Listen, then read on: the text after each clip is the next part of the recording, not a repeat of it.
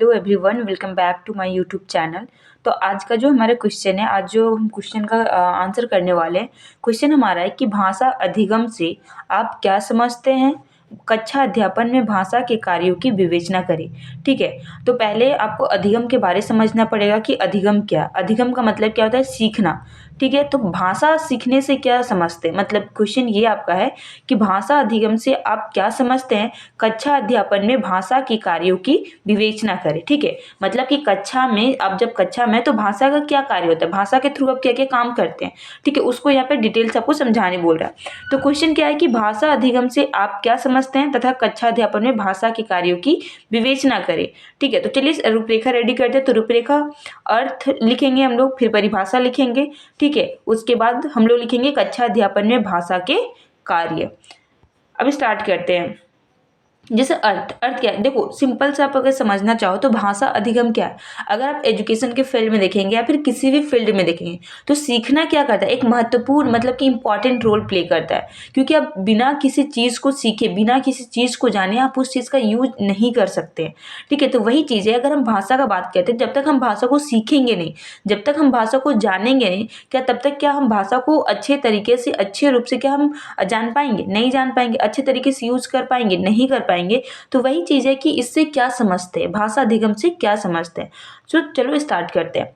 तो है कि शिक्षा मनोविज्ञान अधिगम का मनोविज्ञान है। जो हमारा शिक्षा का क्षेत्र है, शिक्षा का जो मनोविज्ञान है, वो किसका मनोविज्ञान है? अधिगम का मनोविज्ञान है। ठीक है, शिक्षा का मनोविज्ञान में अधिगम का अध्ययन का बहुत महत्वपूर्ण स्थान है।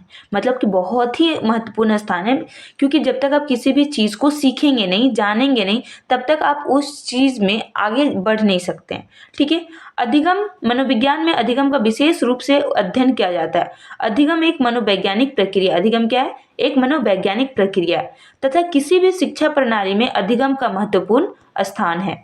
ठीक है, आप किसी भी फील्ड, अभी मैं क्या बताऊँ कि किसी भी फील्ड में आप चले जाओ, अगर आप उस फील्ड के बारे में नहीं जानते तो आपको सीखना पड़ेगा। और जब तक आप सीखोगे नहीं, तब तक आप उस फील्ड में आगे नहीं बढ़ सकते।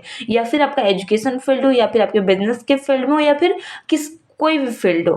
ठीक है, तब हम समझते हैं कि अधिगम का अर्थ क्या है, अधिगम क्या होता है, सीखना क्या होता है।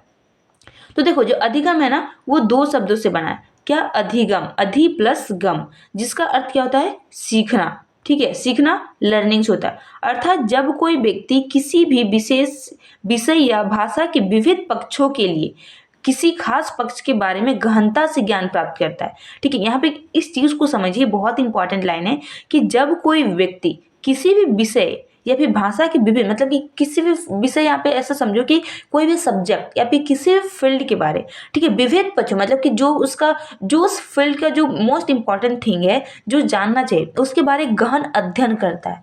ठीक है, गहन अध्ययन करता है, गहन नॉलेज, मतलब कि डीप नॉलेज जो प्राप्त करता है, तो उसको क्या बोलते हैं? अधिगम कहते हैं। उसको क्या बोलते हैं? अधिगम। ठीक है, यहाँ पे ओके। सो नेक्स्ट,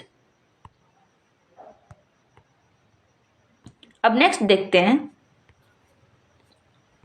कि अधिगम शब्द अधिगम प्रक्रिया तथा उस प्रक्रिया के परिणाम दोनों के लिए प्रयोग किया जाता है।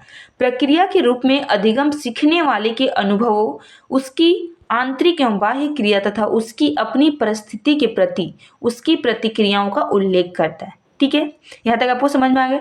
प्रक्रिया के परिणाम के रूप में अधिगम व्यवहार परिवर्तन का उल्लेख करता है। ठीक है, अगर आप किसी भी चीज को सीखते हैं तो वो आपके व्यवहार में भी क्या करता है? परिवर्तन करता है। ठीक है, तो ये भी क्या होता है? भाषा होता है, भाषा अधिगम होता है। अब हम लोग समझते हैं कुछ डेफिनेशन। ठीक है, तो जैसे मैंने आपको प्रीवियस वीडियो में भी बता रखा है कि आपको क्या करना है। ठीक है, कि आपको एटलीस्ट 2 डेफिनेशन तो आपको याद करना ही पड़ेगा एग्जाम के पॉइंट ऑफ व्यू से। एटलीस्ट 2 आपको डेफिनेशन क्या करना है, एग्जाम में आपको लिखना ही लिखना है। तो आप देख लीजिए, जो मैं यहाँ पे आपको प्रोवाइड करवा रही हूँ वो, या फिर आप गूगल से भी आप नोट कर सकते हैं। ठीक है, जो आपको इजी लगे, जिसको आप अच्छे से याद कर सके, आप 2 कम से कम, आपको हर एक टॉपिक का कम से कम 2 आपको क्या करना है, डेफिनेशन याद रखना है। और डेफिनेशन में अपने अकॉर्डिंग कुछ भी हेरा फेरी नहीं करना है। जो भी डेफिनेशन है एज इट इज आपको उसी को याद करना है। तो हम लोग समझते हैं वुडवर्थ के अनुसार कि वुडवर्थ के अनुसार क्या है।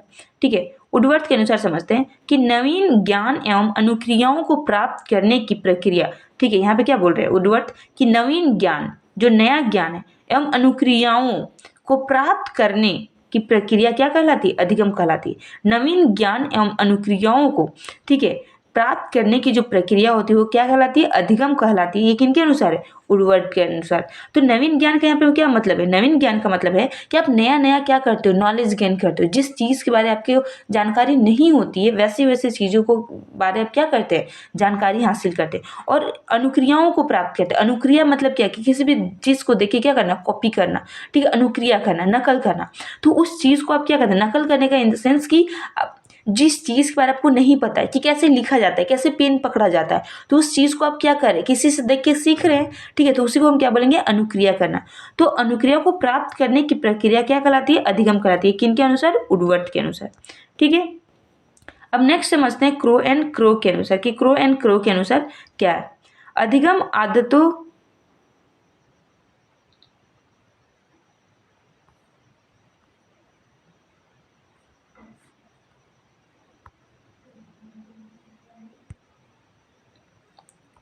सॉरी गाइज, थोड़ा सा डिस्टर्बेंस के लिए, ठीक है। तो स्टार्ट करते हैं कि क्रो व क्रो के अनुसार अधिगम आदतों, ज्ञान एवं अभिवृत्तियों का अर्जन करना, ठीक है। वही जो कॉन्सेप्ट निकल के आ रहा है वही सेम कॉन्सेप्ट निकल के आ रहा है, लेकिन यहाँ पे वर्ड्स और जो सेंटेंस है वो चेंज है, तो आपको एज इट इज ऐसा ही याद रखना। अब समझते हैं कि कक्षा अध्यापन में भाषा के कार्य, मतलब कि कक्षा में पढ़ाते समय, अध्यापन करते समय भाषा के क्या क्या कार्य होते हैं। तो पहला जो हमारा भाषा कार्य है, भाषा से वर्ग में सभी बच्चों के क्या तो विचारों का आदान प्रदान होता है। आप खुद समझो, अगर भाषा बातचीत नहीं हो पाएगा तो क्या हम किसी के विचार को, किसी भी बच्चे के विचार को या फिर टीचर का जो विचार है क्या बच्चे समझ पाएंगे? नहीं समझ पाएंगे। तो फर्स्ट थिंग इज दैट कि भाषा से क्या होता है? विचारों का आदान प्रदान होता है, ठीक है। नेक्स्ट अब समझते हैं यहाँ पे सेकंड नंबर पे कि भाषा के माध्यम से शिक्षक बच्चों को समझा पाते हैं। अब देखिए, अगर टीचर नहीं जानता है तो क्या बच्चा को समझ आ पाएगा? टीचर नहीं समझा पाएंगे टीचर। तो भाषा जानना बहुत ही ज़रूरी है, एक टीचर के लिए भी और एक स्टूडेंट के लिए भी। अगर टीचर भाषा नहीं जान पाएंगे तो वो अपने फीलिंग्स को जो बच्चे को समझाना चाहते हैं क्या वो समझा पाएंगे? अपने विचार को शेयर कर पाएंगे? नहीं कर पाएंगे। या फिर जो बच्चे जो सोचते हैं कि बच्चे उस टॉपिक के बारे में क्या सोचते हैं, फिर बच्चे के मन में क्या चल रहा है, क्या बच्चा अपना जो थॉट है क्या उसको डिलीवर कर पाएगा? नहीं कर पाएगा। तो भाषा क्या करता है? बहुत ही इंपॉर्टेंट रोल प्ले करता है, ठीक है। नेक्स्ट अब समझते हैं कि भाषा के माध्यम से पाठ्य पुस्तक को हम लोग समझते हैं। अब अगर भाषा ही नहीं जानते क्या पाठ्य पुस्तक में जो लिखा हुआ है क्या उसको समझ पाएंगे? नहीं समझ पाएंगे। तो यहाँ भी भाषा का इंपॉर्टेंट रोल है, ठीक है। नेक्स्ट है भाषा के माध्यम से ही हम एक दूसरे को समझ पाते हैं और समझा भी पाते हैं। तो होप ये आपको वीडियो अच्छा लगा। एंड नेक्स्ट थोड़ा सा डिस्टर्बेंस के लिए आप थोड़ा सा उसको मैनेज कर लीजिएगा। एंड ये जो क्वेश्चन है वाक्य से क्या समझते हैं, इनके भेदों का वर्णन करें, ये मैं ऑलरेडी करवा चुकी हूँ। तो आप वो लेक्चर 1 है, आप उसको जाके देख सकते हैं। Thank you.